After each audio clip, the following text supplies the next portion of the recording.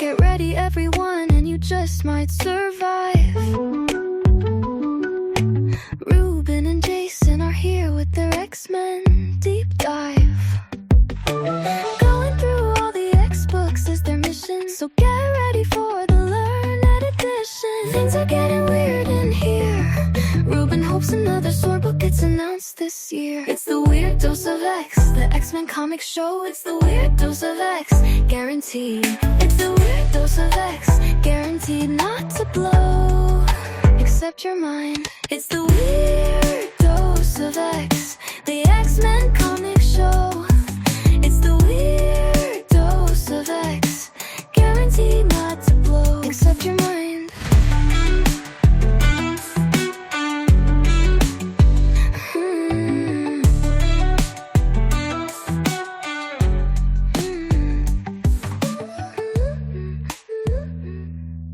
Welcome, all you weirdos. Cyborgs merged with your own armor, and ancient African demons trapped in Storm's tum-tum.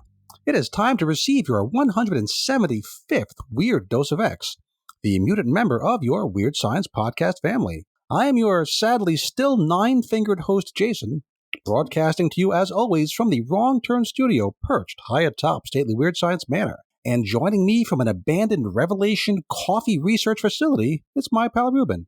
Hey, Ruben, how the heck are you? Yeah, I found one of these. Oh, boy. Hope that sound effect came through.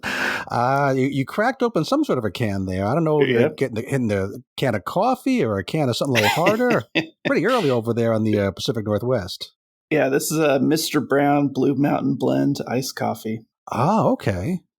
I know Jim doesn't approve of the iced coffee, but I enjoy it. Well, have what you like there. I have heard the good news for both of us is that coffee and tea are being exempted from the tariffs going forward. So that long national nightmare is over, I guess. People who buy other stuff, you're still screwed. But yeah, Ruben, you and I, we're fine. Yes. Yeah. That's all you need, right? Just live on liquid caffeine. I mean, I'm giving it the best shot here. The cockatoo wound on my finger is still healing slowly. And really the worst part, well, two worst parts is I have to put a bread bag over my hand when I take a shower. That's getting really old. Yeah. My daughter had to wear that when she broke her arm. Yeah.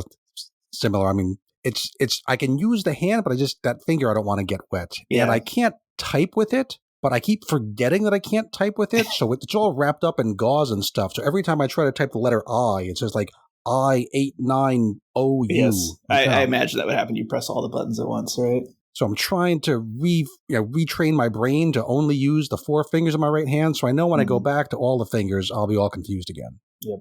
But that's my biggest problem. I guess I'm doing all right. What's your timeline for that? It's really kind of unsure. I'm hoping to have it only wrapped up for maybe another week. Okay. I only peek at it every couple of days, almost like, if I don't look at it, maybe it'll get better faster. I don't know if that's medically correct, but that's what I'm going with. You said they glued it, right? You didn't get stitches? It's not stitched. It's not glued. They have like these plastic straps that are almost like you tack down at the two ends, or you tack down at one end and stretch it and close the wound up and tack it down at the other end. Okay. So, yeah, that's what I got going on there. And they haven't fallen off yet, so that's good. They duct taped your finger. More or less. Medical duct tape. Oh, medicine is wonderful. So the only news this week, it's outside of coffee, tea, and my finger, the only news in the X world, we had speculated, maybe this new Cyclops series. In the Age of Revelation, the big twist was that sending Scott forward in time was not the plan. That wasn't expected to do jack squat. The real plan was to send the other Scott back in time to avert the timeline. And my big theory was, maybe that means the upcoming Cyclops miniseries will be that story, which logically I think made some sense, but was wrong.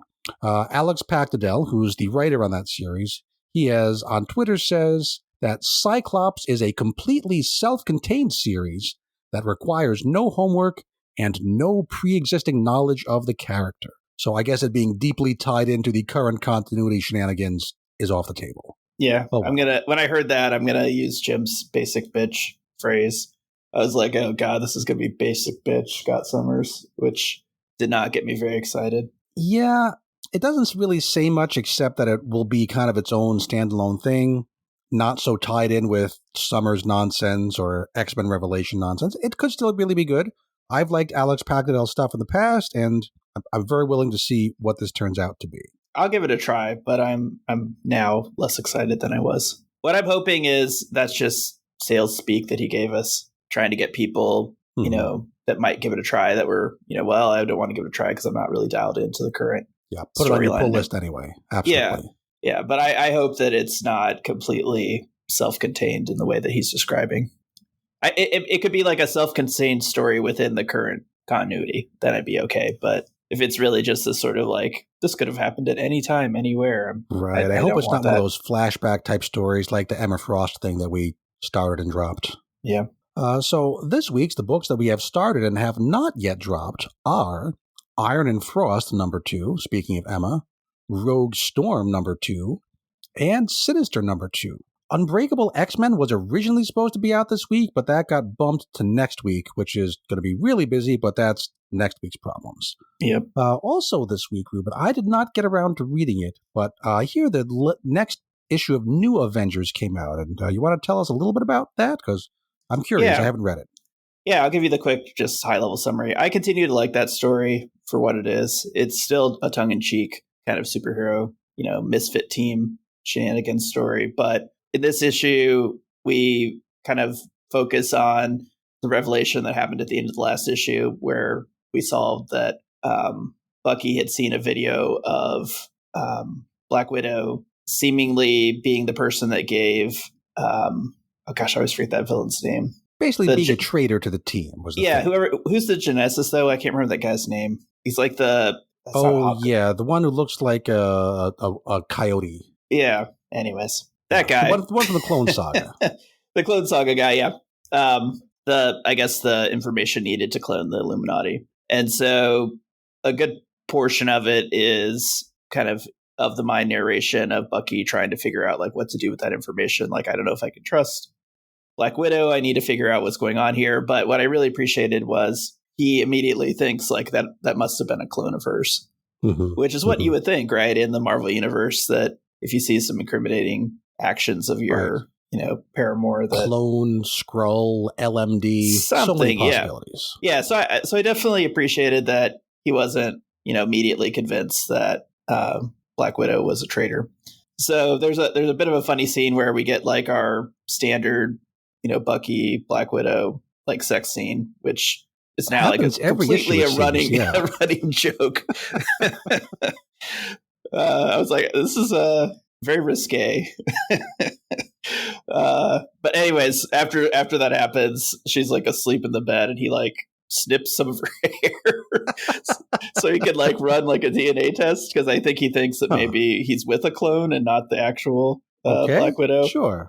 But take precautions, I guess. Yeah, but it's great because, she's a super spy, right? So she definitely notices. So the art scene is her like kind of being a wig, like it's like, what the hell are you doing? Look on her face as he's like clipping her hair. Oh, does he know that she wakes up, or is she also keeping it down low? No. Okay, it's a secret within a secret. And then is it Jackal? That's his name, right? Yes, Jackal, not the coyote. I was pretty close. Yeah, you were close, but it was close enough to trigger my mind.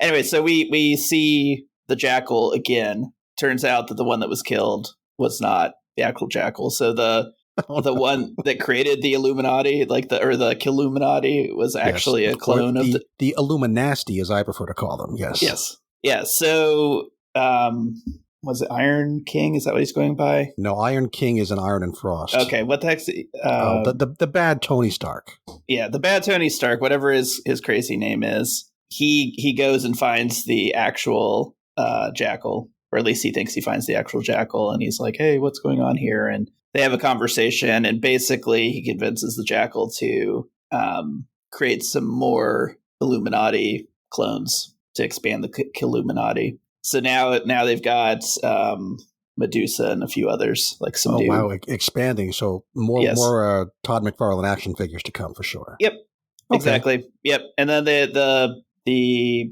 New Avengers kind of go off to confront the Killuminati, and they kind of like they're a little shocked that there's now more of them, and that's kind of the cliffhanger of the issue. Mm-hmm. Well, that sounds like some silly fun. I should Oh, it's very check that out silly this and fun. afternoon. Yeah, you should definitely read it.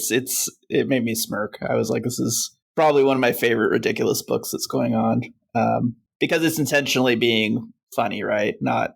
I don't think Storm is intentionally funny. And when we get to that, I'm going to roll my eyes because just stuff in that is just like way over the top in my mind. But yeah, it's humor can be tough in a comic book because, like we found out with long shots, when it doesn't work for you, it just really doesn't work and it just drags on forever. But hey, if it hits, it hits. So I'll definitely check that out. Speaking of things to check out, let us go to the first item on our list today that we've both read, I hope, which is the Infinity comic. X-Men, Age of Revelation, Infinity comic number 3 of 3, apparently, Deliverance Part 3. It is written by Tim Seeley, art by Philip Sevy, colors by Michael Bartolo, and letters by Clayton Coles.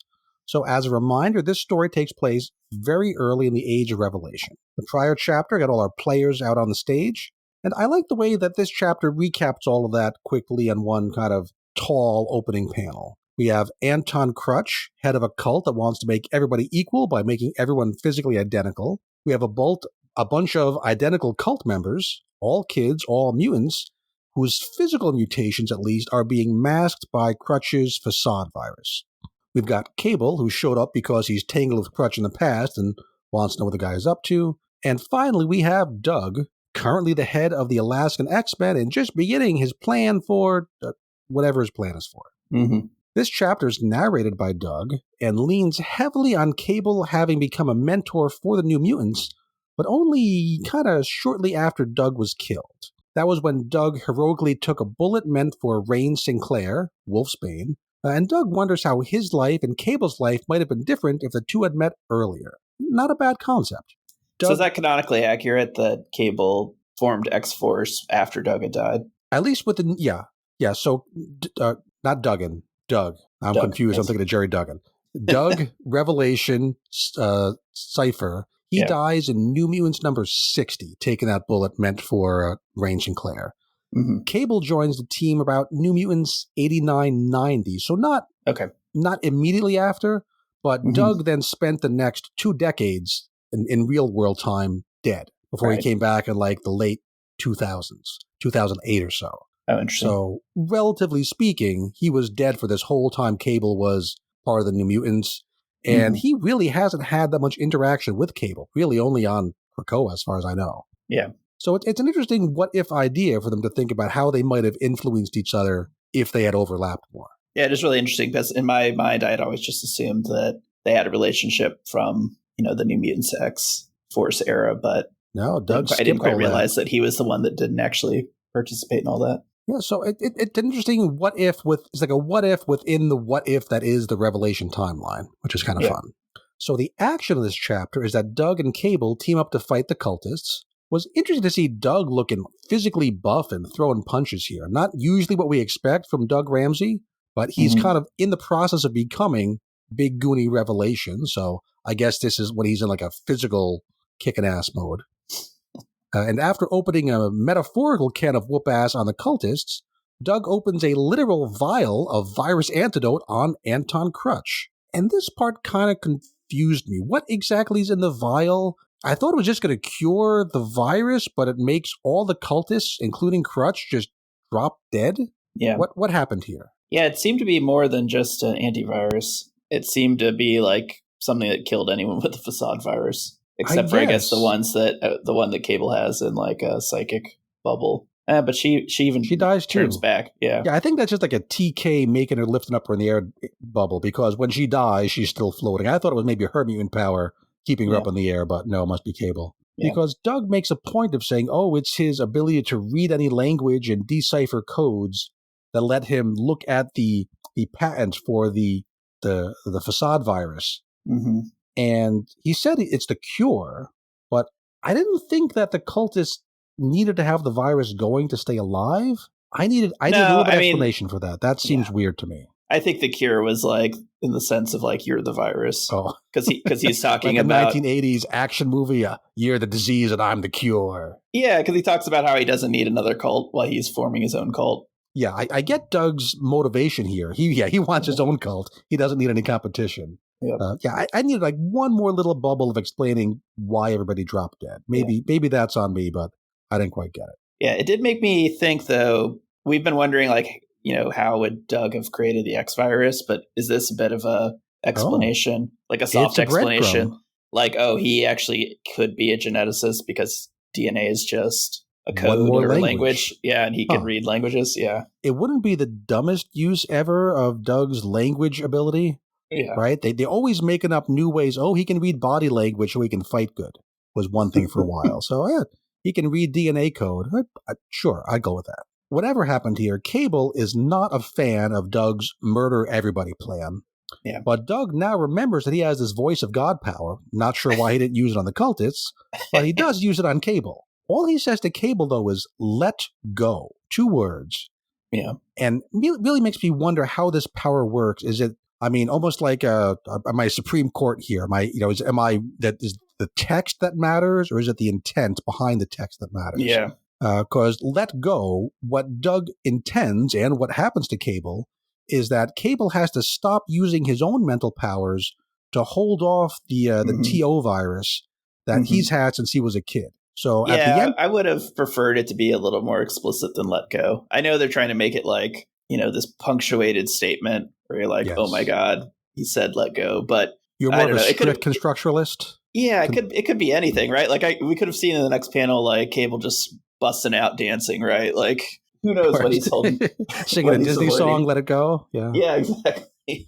It could have been anything, right? It's really not clear. But anyways. I think for this is it has to be short because it's a chapter of the Infinity comic. So I think he probably just didn't want to get into anything that took longer. So let go kind of gets the job done. I'm okay with it, but it does make me wonder more about this kind of vague power Doug has. Yeah. So at the end of the chapter, Cable, with the virus taking over, is lost in hallucinations of the old days, including the old days when he was with the New Mutants, which brings that thematic idea full circle. Yeah. It's not too important, but do you know all these characters?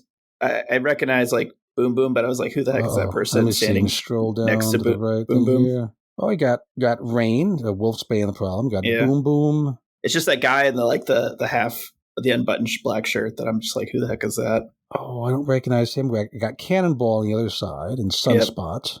Yep. I guess I don't know. I don't recognize the red-haired. I haven't read enough of the old New Mutants. Yeah.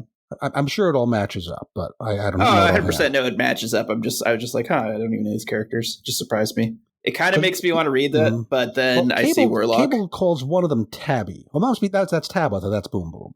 Yeah. Okay. And Sam Guthrie is Cannonball, and some of the others. I'm going to say Cable doesn't know who they are either.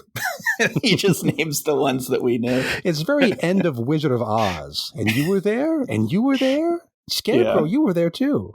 Yeah. And I do wonder, how do we get Cable from where he is now to where he is at the end of Undeadpool #1? Yeah. Because at the end of Undeadpool #1, the virus had taken over more, right? Just physically, we saw it grow more. So that matches up. But Cable was back in control of his facilities. And Cable's timeline is all twisted and screwed up anyway, but it does seem to be after this in his own timeline. Yeah. I just wondered, I thought the TK virus, if he wasn't holding it in check, it would just completely take him over and he'd be dead. But I guess I'm sure they still hit an equilibrium. Maybe. At some point, maybe something's going to happen that he gets control again, I guess. Yeah. And I keep saying the virus wrong. I think it's the TO virus, techno-organic virus. TK is his telekinesis. So I'm sure I've been mixing that up the whole time through, but you know what I mean. So yeah, that's the end of this arc. And I guess it makes sense to have shorter arcs because there's only so much time in this event. It's only a 3-month event. Yeah. Looking at the calendar, if they do 3-issue arcs, you can get 2 more of these in before the end of Revelation, which that's probably what's going to happen. Yeah. That's a good timeline. Yeah. The next arc promises to be about magic. And that is intriguing. Because where is this in Magic's timeline? Because even before the point of this Infinity comic, Magic is already dead, right? Yeah, I kind of expect this will be the story of the failed raid to bust out Fabian. I guess it wasn't failed, but the Fabian Cortez breakout that leads to her death. So we'll probably see her die, and then maybe the issue 3 will have Darkchild taking over. Which would mean flashing back further in the past than we are now, because I think where Doug is now, he's the head of the X-Men, which I think means that Cyclops has left the X-Men, which means we're post-failed or successful but costly Cortez rescue. Right. Curious to see what that happens. Maybe it's magic. Maybe it's only Darkchild, and we see how Darkchild and Doug fall out and how she winds up in Providence. That could be fun. Another thought I've had recently is with sending back Age of Revelation Cyclops to, when we saw him go back, why didn't they send him back further? Like to before the I don't even remember what that event was called, where Apocalypse appointed, it was the Era of Apocalypse. Oh, okay. Yeah. And like actually stop the tournament or something, but they must have identified this as the turning point, right? Also, that book's already written. They don't want to retcon it, is the real answer. But I'm really intrigued, though. I guess I'm getting to the point now where you made that point last week where you said, well, that's the most important detail of the story where you haven't seen any of it. I'm kind of... Yeah, it feels like the big stuff is happening in a whole other timeline we don't get to see. We got to see that somewhere. Yeah, probably going forward, it's going to be in the regular adjectiveless X-Men book, I'm guessing. Yeah. Maybe that's how the Cyclops book works. Maybe, I don't know, maybe the Cyclops we know, maybe he kind of goes off and has a little side mission while future Cyclops does his thing with the adjectiveless X-Men team in Alaska. Mm-hmm. That theory will be proven wrong next week, but I like making theories, so why not?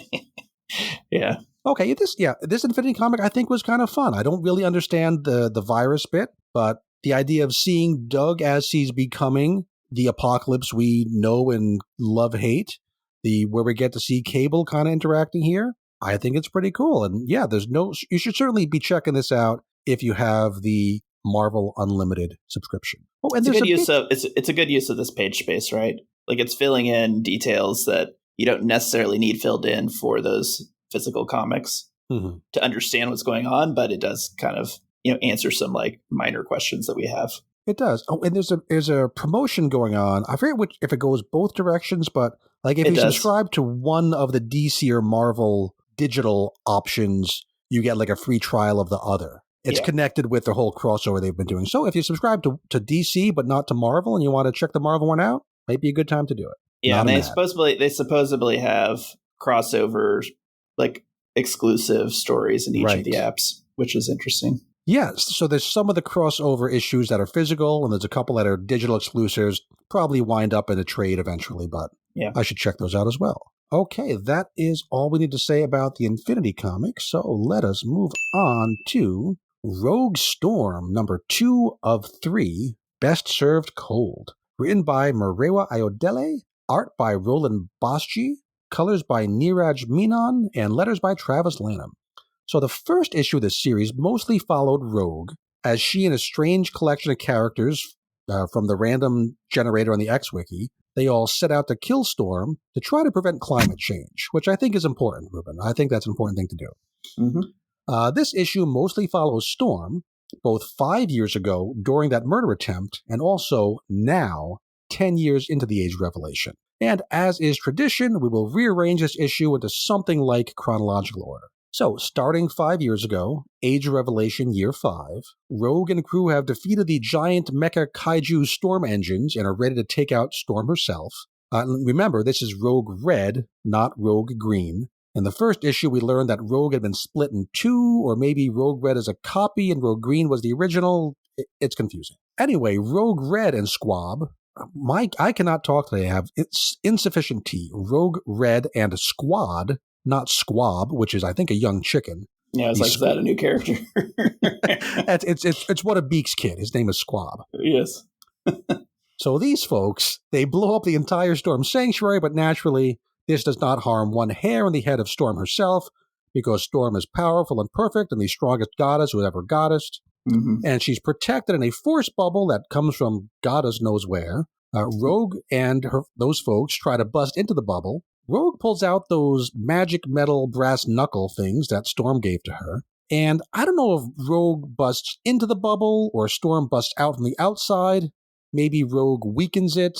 I don't know. But as Storm bursts out, the squad is betrayed by, how could you ever see this beloved character turning on her friends, Ruben? could you believe that Akujin, who is new to this book, it is pretty much just a stand-in for Spiral, because Spiral's being used in long shots, Akujin turns on the crew. Ruben, why does Akujin turn on the crew? What is her motivation? Oh, Ruben is offline. Let's hit pause on this and see if we can get Ruben back. So, Ruben, why would this wonderful friend who everyone loves, everybody's favorite character, Akujin, why would she betray her friends like this? Kill everybody. Plot convenience is the best answer I've got. Now, go ahead. Do you think she was influenced by that demon thing? I guess so, because we'll find out pretty soon that it's Egon, the demon, who is behind things here. Yeah. There is like one or two panels where Akujin is shown kind of standing off on her own, thinking to herself. She has one bubble with just 3 dots in it. So whether that's her being influenced, we have no idea. We have nothing to go on what happens here. But once Storm bursts out of the bubble, Akujin slices off Phantom X's head, slices up Iceman, stabs Warpath in the back, and then eventually stabs Rogue Red in the back as well. And with the whole squad seemingly dead, that now is when the demon Egon now disgustingly emerges from Storm's mouth, which does tie together because we saw Storm, when she was all eternal supercharged Storm, compress Egon into a sphere and just swallow him in Storm number 5. So he's been there that whole time, and this must have been him plotting to get back out. Yeah, shock of shocks, it's not a good idea to eat a demon. Some things, maybe put the percent demon, RDA of demon on all your cereal boxes these days. Yeah. But that was Eternity, right? Like, he's the one that thought that was a good idea. Well, it was when she was powered up by Eternity, and exactly who was in charge at those times is still kind of murky to me. So I'm going to try to assume that's what happened so that I don't have to think Storm's a complete idiot. But I do want to find out what Akujin was up to. But because she is this brand new character, we can't even go back in her past and say, oh, this is why she might not be loyal. We have no idea who she is. So we jump 5 years into the future, and we don't really see what happens to Rogue Red. Is she dead? Maybe? At least Egon was threatening to kill her when we cut away. But it's left a little bit hazy exactly what her fate is. And we jump 5 years to Age of Revelation, year 10.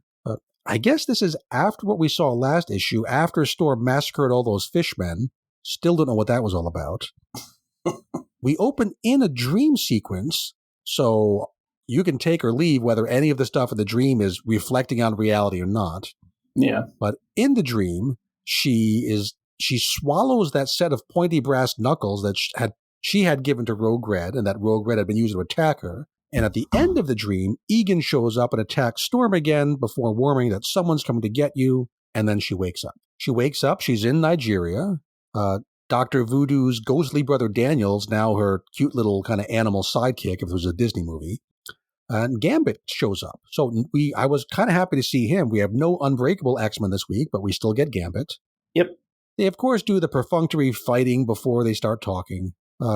Gambit shows Storm that his eyes are all scarred over now, which we didn't see that in Unbreakable number 1. In Unbreakable, he just kind of went blind from sadness, it seemed, or maybe his mutation taken over. Yeah. Here, something physically happened to his eyes. I don't know if that's a continuity error or if something happened in between then and now. The timeline's not super clear. Yeah. There's a part here that just cracked me up. It's just how ridiculously stupid it was. Okay. He's driving around the desert on a motorcycle. That's my next note, yes. But they make a big point about how he's blind. He's not even on a road. He's going through the wilds of Nigeria in the Age of Revelation. Yes. Does he have Daredevil powers now? Yeah. He seems to be like half Gambit, half Daredevil. Yes. And then you see Storm just like blind firing arrows at him. So again, it's can he just hear? A random fight. They have to do it because it's tradition. Yeah, but if he's blind, can he hear these arrows? I mean, we see him throwing charged playing cards to like deflect the arrows. He's Daredevil. That's it. Yeah. He has a radar sense. He somehow, maybe a secondary mutation from the X-Virus. Radar sense. Now he's got radar sense. So he's here because he wants to find out from Storm what the hell happened to Rogue Red, which he doesn't say why, but it almost feels like he's trying to replace his dead wife with the knockoff model that he didn't want the first time around, which is kind of creepy. Mm-hmm. So while he and Storm kind of talk and argue, Egan really does show up. We find out that Egan at least is saying that he has killed basically all the other magical people in the Marvel Universe. The Strangers, Doom, Voodoo, Scarlet Witch, Agatha, Damon Hellstrom, basically all of them are dead. And now he's going to attack her too. A big eye roll when I saw that. I was like, are you freaking kidding me? Like, yeah, convenient your random demon character is so powerful that it defeats all of these people. And it's in a timeline that's going to be rolled away, so it's very easy for Iodelli to just put this out there and never have to say how it happened. Yeah. And if there are going to be more stories in this timeline like they do with Age of Apocalypse, you could always just say the demon's lying. Yeah. Right? There's really no weight to it. But the idea is to make us think, oh, this demon is such a super duper badass that how is this going to go forward? So presumably in the final issue, Rogue Red's going to have to show up again, right? We can't have a final issue of Rogue Storm without Rogue in it. Yeah. We need to find out what happened to Rogue Red. We need to have, I guess, a team up to defeat the demon. But this is very much happening on a section of this Marvel Revelation timeline universe that is so far afield from the main Doug story. I guess it does tie in Gambit, so it ties in Unbreakable, but it has nothing, as far as we can tell, to do with the main line. But it's kind of fun. I'm getting used to the art style. Still very sketchy. I think the physical proportions are better this time. Last time, some people seemed way too tall or way too short. That kind of bugged me. I'm kind of enjoying it. It's kind of goofy. I don't really know why this demon is such a badass, but I'll definitely read the next one. I won't think about this book until the next time the third issue comes out. But as far as having a good time, it was all right. I guess I'll give it a 6 out of 10. It was fine. Yeah, it's extremely goofy, but to the point where I just kind of laugh at. Oh, and those sound effects are still happening over and over and over again. Every Slice, panel. maim, freeze, Every panel. gush, ooze, butcher. My favorite sound effect was listening. It's just a picture that's a good of Storm's ear, and it says listening. And what I'm like, does listening sound like? I don't have an audio drop for that. So silly. But yeah, I'll give it a 6 because it makes me laugh. I enjoyed reading it for how ridiculous it was, but it's pretty close to completely inconsequential because it's so clearly just over the top nonsense. I can't imagine anything else referencing this. And I did laugh that they actually call the other Storm Green, or not Storm, Rogue Green. Yeah. I was like, is it Rogue and Rogue Red? No, it's Rogue Green and Rogue Red. It is. So really, if you're a fan of Iodelli's original Storm 10-ish, I think it was 10 issues, and if you like that a lot and you're really looking forward to his next, is it Eternal Storm? Whatever the next version of it is, that's the audience that really should be reading this book. If you're only in this for, I need to see what happens in the Age of Revelation, feel free to skip it. Okay, we will be skipping ahead to Sinister's 6, number 2 of 3, written by David Marquez, art by Rafael Loureiro, colors by Alex Sinclair, and letters by Ariana Mayer. So, Ruben, tell us all about what Sinister 6 are up to this week. Yeah, this is my favorite book of this week. It's not, a must-read book, but it's interesting enough to me. And I'm going to put it into chronological order, even though it jumps around a little bit. But basically, we start out with early in the Age of Revelation scene with Havoc and Polaris on the run. And so this is how we learn that Polaris is the mother of Chris. Right. The mysterious kid that Havoc has in this Age of Revelation timeline. Which is interesting because we are way back at the start of Revelation timeline. Yeah. And when last we saw this couple, they were not together. Nope. They had broken up at the end of X Factor, where Polaris kind of said, yeah, I still love you, buddy, but I'm still leaving you because, you're kind of broken. Yeah. So things patch up really quickly, and they're about to have this baby. Kid. Yes. Yeah, I thought it was a bit of a cop-out that they just say X years earlier, because I had the same thought. I was like, how do we get from the status quo that we saw at the end of X Factor to they're in a relationship and had a kid together? Editorial really loves to have it both ways. Sometimes X years means literally 10 years. And sometimes it means, I don't know, some years ago.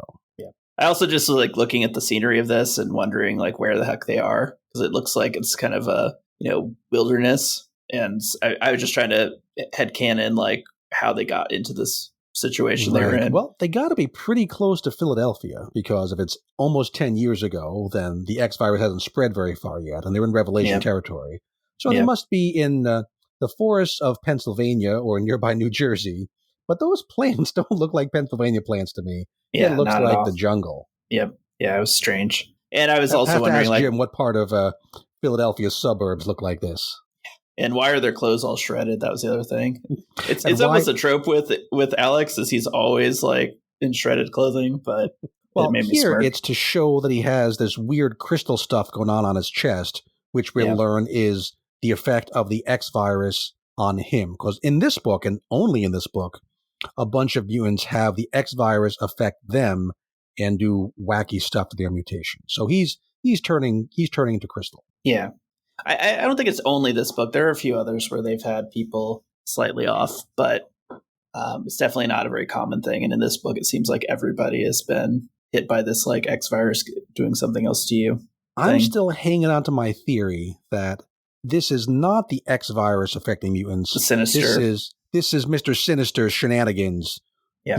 Doing something to all these people, telling them, "Oh, it's the X virus, and you have to work with me so I can save you."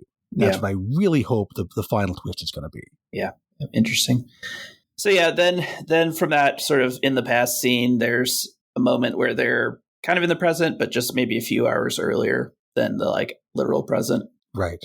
And so this is after they went back to Sinister headquarters after capturing Venom in the first issue. Yep. So Havoc, Domino, Lady Phantom X, and Omega Red are talking to Sinister, and he's basically saying, "I've got another mission for you guys. I need you to go to the super secret base that I know about, that was Revelation's lab where he developed the X virus, and go in there and see if you can get a prototype copy of the virus, which I could then use with the DNA samples from Venom to develop a cure." So if Sinister's telling the truth, then I'm trying to figure out when Doug would have built this facility. Yes. Was it it must have been in between we saw him attacked by that Zero group and when he shows up in Alaska? Mm-hmm. Like when would this happen? I don't understand where it fits. When does he suddenly become, rich enough, wealthy and enough to have a secret genetic research lab? I have that in my notes as well. It's hilarious. If this is all Sinister lying to them, I think that's the best possible explanation. Yeah, I have a feeling retroactively raise my scores by 2 points for everything. Yeah, unfortunately, I really feel like this lab is just going to be like, oh yeah, he had a lab. But again, like when, and the other thing I've got in my notes on this is really the Revelation territories are basically like Philadelphia and then surrounding regions, right? Spreading from there, outward from there, yeah. So they're like, this is a hidden lab within the Revelation territories. I'm like, well, how? Like, how hidden, right? Like, was this, maybe this is in, what's Quakertown? where Jim's from, right? Yeah, it's the more rural parts, the more forested portions of Quakertown. Yes. Yeah, anyways. I just didn't understand, like, where this lab would have been set up, when it would have been set up, and how it's such a secret. But also, I mean, how does Sinister know where the secret lab is? And before they actually go to this lab, they have Venom added to their team. Yeah. Where he gets this shock collar, pain collar, and Havoc gets to control, saying, "Yeah, you better be good or I'll push this button that gives you an ouchie." Yeah. So Sinister basically says, hey, Venom, if he's really immune to this X virus, he'd be a great person to go in and grab a sample of the prototype virus because it won't affect him. But yeah, there's a bit of a weird scene that, so at the very end of this, Alex gets the shock collar control button, and then he goes to talk with Chris, and I guess this is your touching moment where let's stick with Venom for a second, because they hint at the idea that they don't know what person is inside the symbiote. Symbiote, I never know how to say it. Yeah. And that's got to be a reveal in the third issue, right? There's going to be some sort of shocking, is it Mary Jane? Is it somebody else? It has to be revealed. This is the kind of thing that they're showing you. Well, there's a big mystery here. There's a big mystery here. Yeah. We got to know at some point. And I'm curious to see what the reveal is going to be, even though I think it's probably going to be bullshit. But I still want to know. I don't have high hopes. Mary Jane. What if it's Polaris? That's my. I'm gonna that's a good wildly one. speculate. Yeah, I like that. So I mean, it's nonsense, but it'd be fun nonsense. Yes. Be soap opera. Yeah. So there's a scene where Alex goes and talks to Chris and says, "Hey, buddy, I'm gonna have to go on another mission again." And he's like upset because his dad just got back. But we see Alex, being the optimist, saying like, "Oh, this is the last mission, right? Like, we'll get this virus and everything will be fine from that point forward." So the only nit, I mean, it's a nice touching moment, and he tells his son about how the X-Virus killed Polaris, which is sad. But I'm not quite sure how true that is. Yeah. Because in the flashback scene, she's about to give birth. So she is like 9 months pregnant. Mm-hmm. And we don't see any physical manifestation of the X-Virus having done anything to her. We see it happening to Havoc. But it almost seems like Havoc is telling his son, oh, no, it was the X-Virus. Because she doesn't want to say, oh, she died in childbirth. It's kind of what it feels like. Yeah, and he makes it in the escape scene where they're running off. He says, like, we have to go see him, right? And they don't say who him is, and I assume it's Sinister. And Polaris is like, not that person, but Alex seems to think there's no other choice. Right. And I'm kind of okay. Mystery to fill in. Yeah, I'm kind of okay with this because, again, Alex did have he worked for Sinister on the Hellions team. Right. So it's not completely irrational to think that they know each other enough. I mean, he knows not to trust him. Sinister can do things. He knows he has ability. So if you're so desperate, he might turn to Mr. Sinister and say, okay, I need you to help me fix this. Yeah, exactly. Even though he knows it's a bad idea. Yeah. But the really big part of this that I just didn't like was we get like a camera shot, pulled out, and you see Venom sitting on this, I guess like a, I don't know what it is. The rafters, I'm going to say. In the rafters somewhere in this compound, like staring and watching Alex talk to the kid, which is why I was like, is this Polaris, right? Like, is she also wanting to see her kid? And if Venom is going to be the kind of prisoner on the team, under control, why is he being allowed to just swing through the rafters? So that's the problem I have, where it's just like, it seems like he should be locked keep up him until it's time to be on the mission. Yeah. Right? If we're doing Suicide Squad here. Yeah. Yeah. Or somebody watching him, right? Because like it would seem like he could just go away. If I assume that collar isn't like infinite distance shot collar. Like the signal wouldn't stretch forever, but also you have to be observed to be doing something bad before someone can push the button. So sneaking through the shadows is still not something you'd want to allow your prisoner to do. Yeah. So anyways, that's that scene. And then it gets to the mission scene. So they, break into the secret lab, and at first, which is just, it's in ruins. There's like water pouring into it. It's very much it's been like a rough 10 years. A video game level is what it look it is. What look it has. Yeah, it's been a really rough 10 years. And at first they get attacked by a bunch of babbles, and they defeat them. If you're in the Age of Revelation and you need to have kind of a pointless action scene because it's time to check off that box, throw in some babbles. They're just completely, they're cannon fodder. Yep. Which is a shame because remember, babbles are people who got their language stripped from them. So these are kind of innocent people, but here they're just murdered left and right. Yeah. Yep. Seems like there's a bunch of them living in this facility, and they get all killed. And then we briefly get a kind of pointless, like everybody's got a split up scene. On the babbles, here when they're screaming, they're given speech bubbles, but with scribbles inside. Have we seen that in other books for babbles, or is this new? I can't being able to talk. I think I feel like I've seen it at least once. It looks good. I think it's a good call to have them. Like, they don't have to. It's better than having just random letters to make some grunting sounds. It looks like they have literally lost the whole concept of language, and yet they're still vocalizing. I think it's a good choice. Yeah.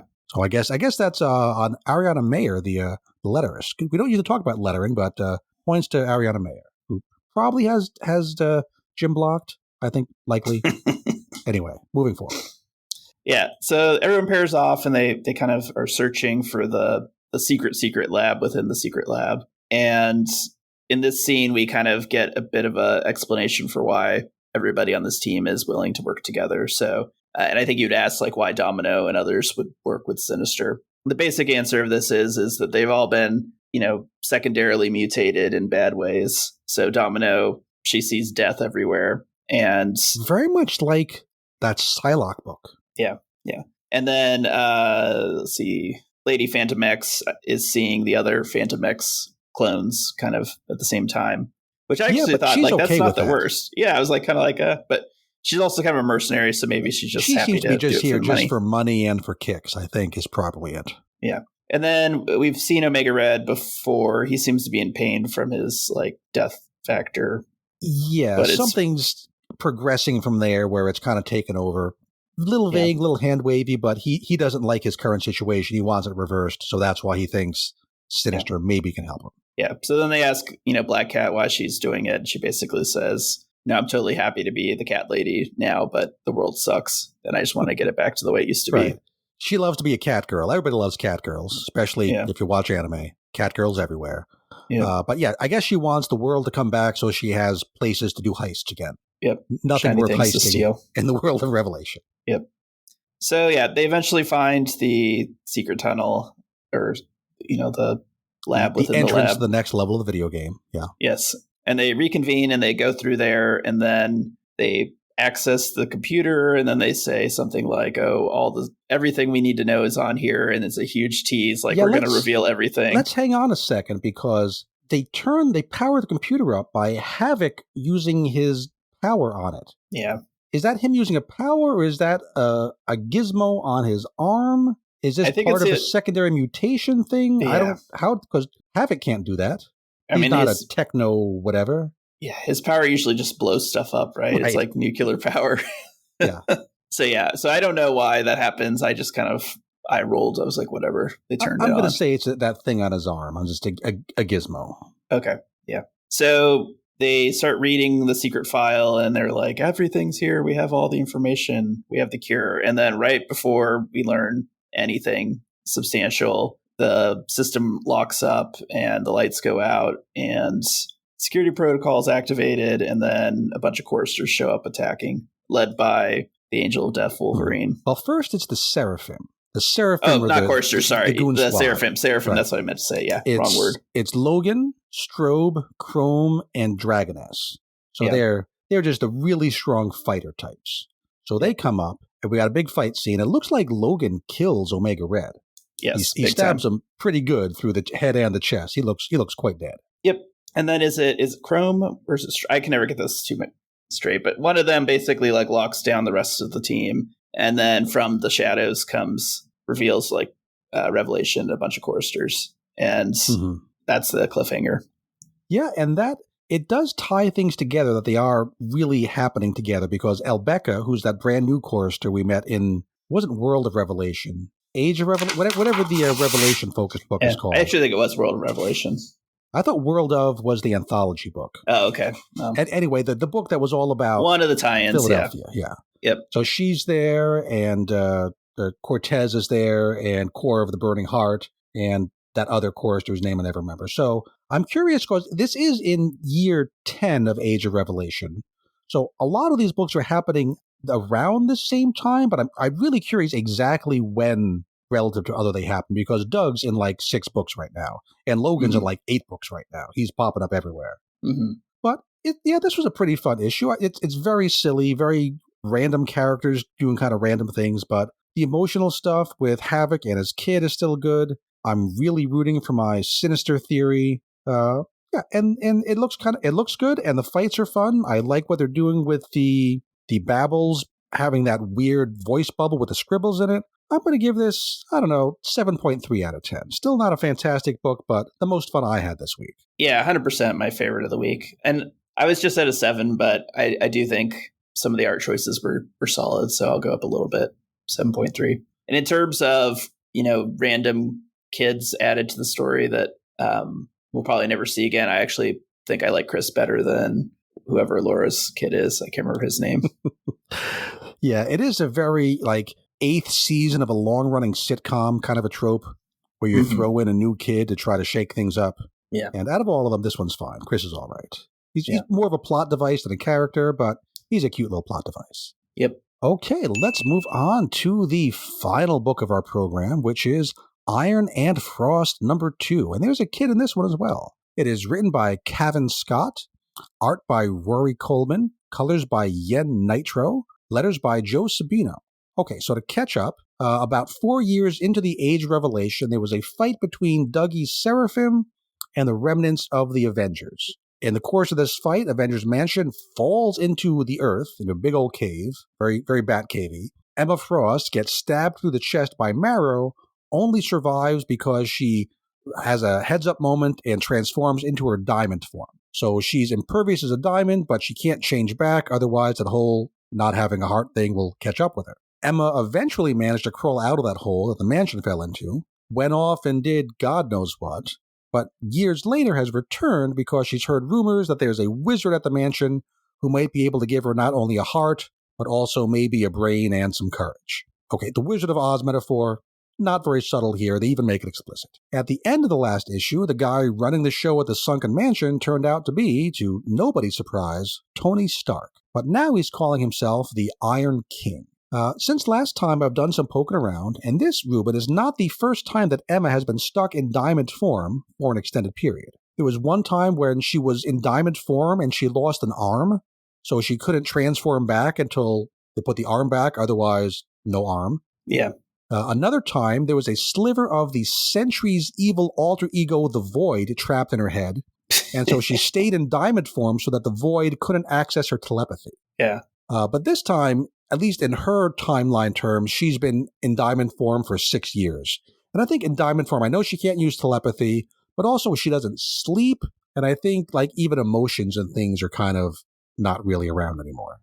So this issue takes place as essentially one long unbroken scene, no jumping back and forth here. And it all takes place down there in the Sunken Mansion. So let's talk about Tony Stark, the Iron King. Last time we had to speculate what his deal was. This time we find out. We're told that the filtration system in his suit failed, the X-Virus got to him, he survived but mutated, and his mutation is that he's Cyborg from Teen Titans now, right? He's merged with his armor. He's not sure if he's man or machine.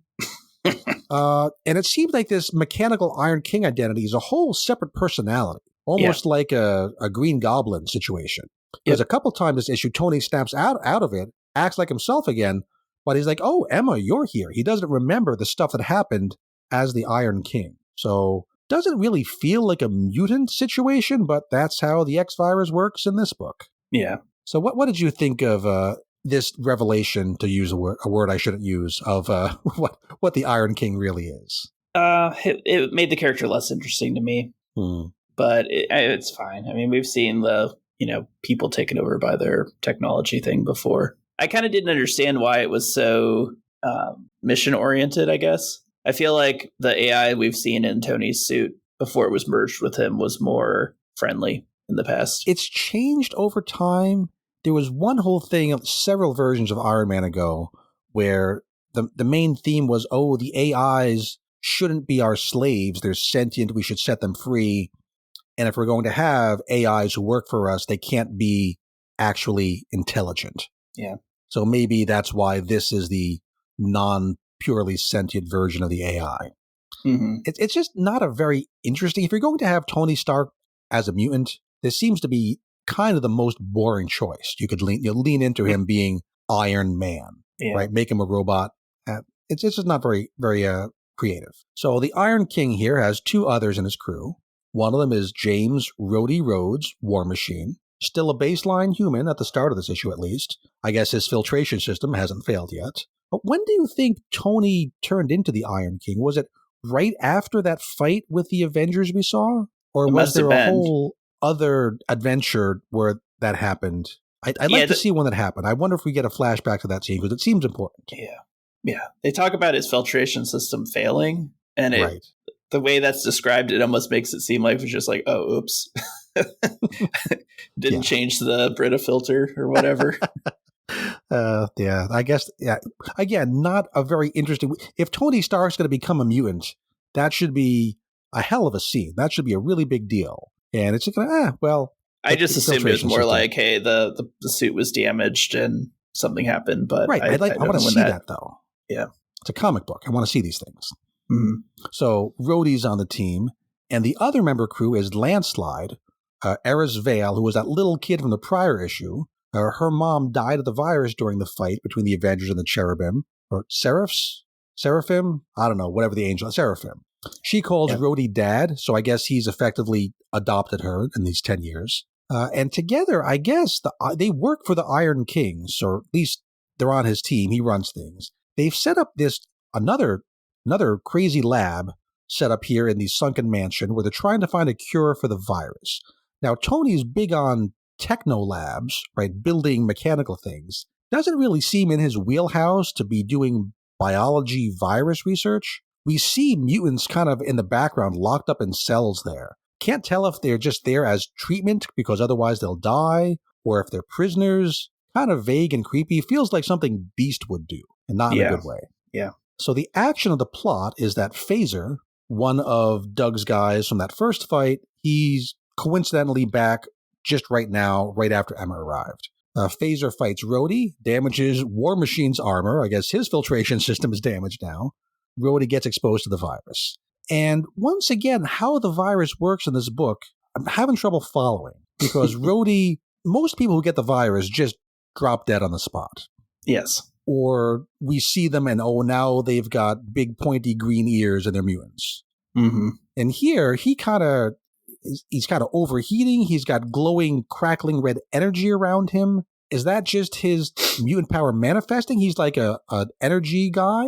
That was what I gathered, was that was what we were seeing, was that he just got a crappy mutation, not that it was the virus impacting him. Okay, I'll go with that. So Eris, his adoptive daughter, they have this retrogen, which must be the opposite of a mutagen, some sort of biological agent that fights the virus-driven mutations.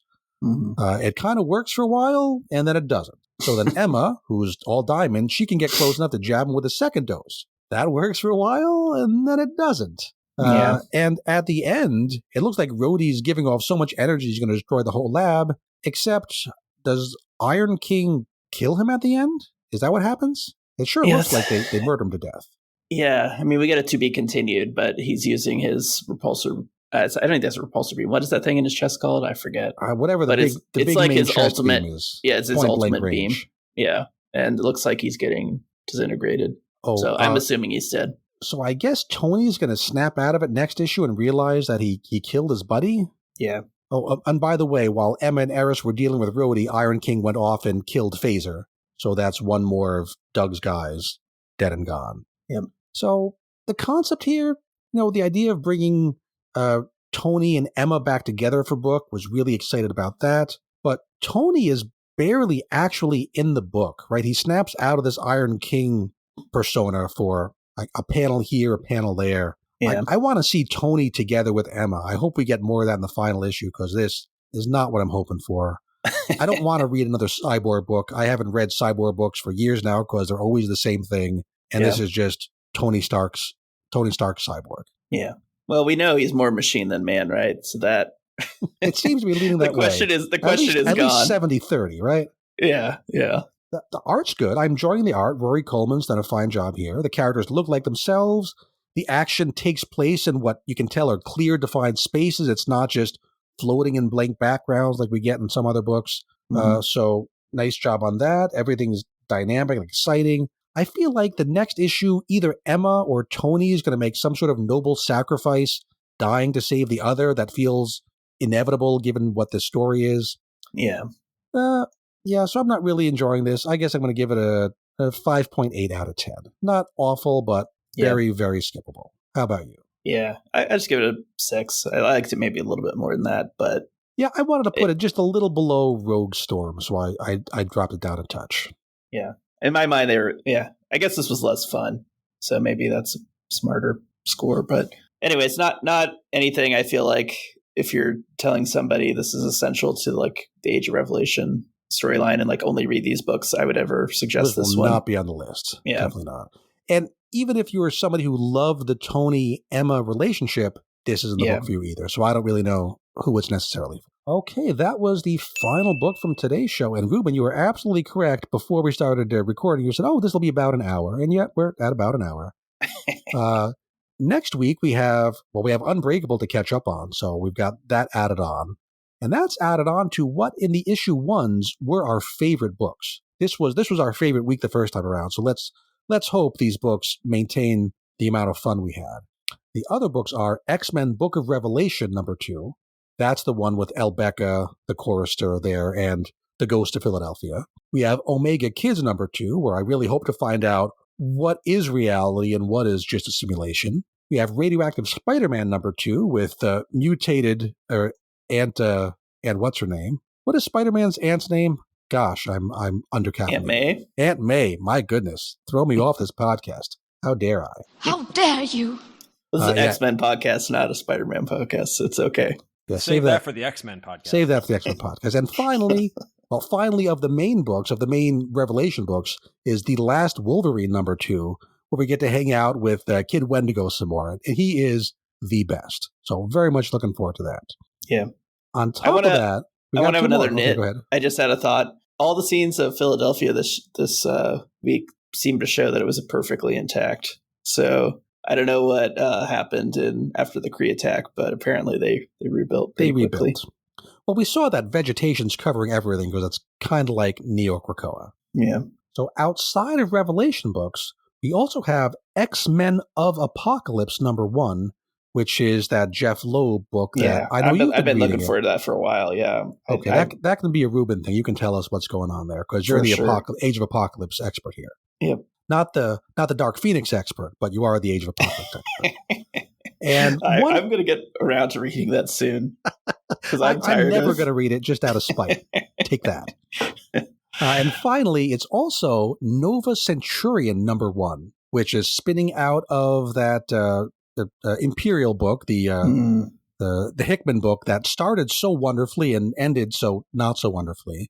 Yeah. Written by Jed MacKay, who I guess is not going to be writing the Avengers going forward. I think his run is wrapping up. It seems like it is in the story. He's been on so many books, so I'm not sure if Nova Centurion is going to go on for a long time, but I will certainly be reading that, and we'll probably at least mention it next time. Mm-hmm.